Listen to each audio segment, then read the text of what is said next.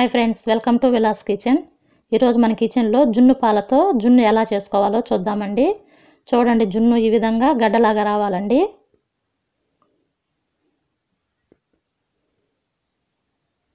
ఇది ఎలా చేయాలో ఇప్పుడు చూద్దాం. దీనికి నేను 2 కప్పులు మామూలు పాలు తీసుకున్నానండి. అదేవిధంగా 2 కప్పులు జున్ను పాలు తీసుకున్నాను. ఇంకా ఇందులోకి 1 టేబుల్ స్పూన్ మిరియాల పొడి, 1 కప్పు తురిమిన బెల్లం, 1/2 టేబుల్ స్పూన్ యాలకుల పొడి. ఇప్పుడు ఒక గిన్నె తీసుకొని అందులో 2 కప్పులు జున్ను పాలు, 2 కప్పులు మామూలు పాలు పోసుకోవాలి.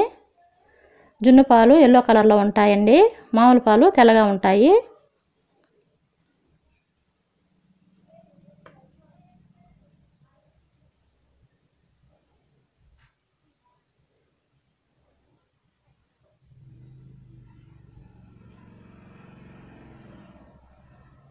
పాలు పోసుకున్న తర్వాత అందులో 1 టేబుల్ స్పూన్ మిరియాల పొడి, 1/2 టేబుల్ స్పూన్ యాలకుల పొడి,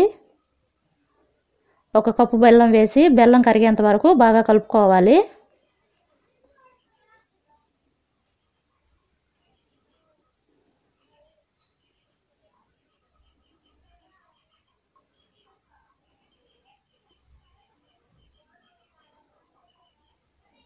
ఈ విధంగా బెల్లం అంతా కరిగించుకున్నాక ఇప్పుడు ఒక కుక్కర్ బౌల్ తీసుకొని అందులో 1 గ్లాస్ నీళ్లు యాడ్ చేసుకొని అడుగున రైస్ వండేటప్పుడు వేసుకొని రంధ్రాల ప్లేట్లు వేసుకున్నానండి. ఇప్పుడు ఇందులో మనం మిక్స్ చేసి పెట్టుకున్న పాల గిన్నెను పెట్టి దానిపై మూత పెట్టుకోవాలండి. తర్వాత కుక్కర్ బౌల్పై కూడా మూత పెట్టుకోవాలి.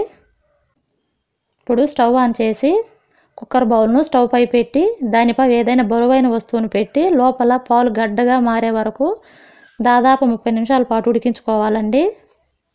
30 నిమిషాల తర్వాత మూత తీసి ఉడికిన జున్ను పాలల్లో చాకుతో గుచ్చి చూసినప్పుడు పాలు అంటుకోకుండా రావాలండి. ఈ విధంగా అంటుకోకుండా రావాలండి. అప్పుడే మనకు జున్ను రెడీ అయినట్లండి.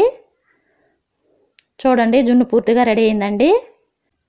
ఇప్పుడు దీన్ని బయటికి తీసి పూర్తిగా చల్లార్చుకోవాలండి. పూర్తిగా చల్లార్చుకున్న తర్వాత దీన్ని సర్వ్ చేసుకుంటే చాలా టేస్ట్గా ఉంటుందండి. దీన్ని మామూలుగా ఫ్రిడ్జ్లో పెట్టుకొనైనా తినొచ్చండి. 2-3 రోజుల వరకు పాడవకుండా ఉంటుందండి. దీన్ని మీరు ట్రై చేయండి, చాలా టేస్ట్గా ఉంటుందండి. ఈ వీడియో మీకు నచ్చినట్లయితే లైక్ చేయండి, షేర్ చేయండి. మన ఈ ఛానల్ను సబ్స్క్రైబ్ చేసుకోండి. Thanks for watching. Me Mamata.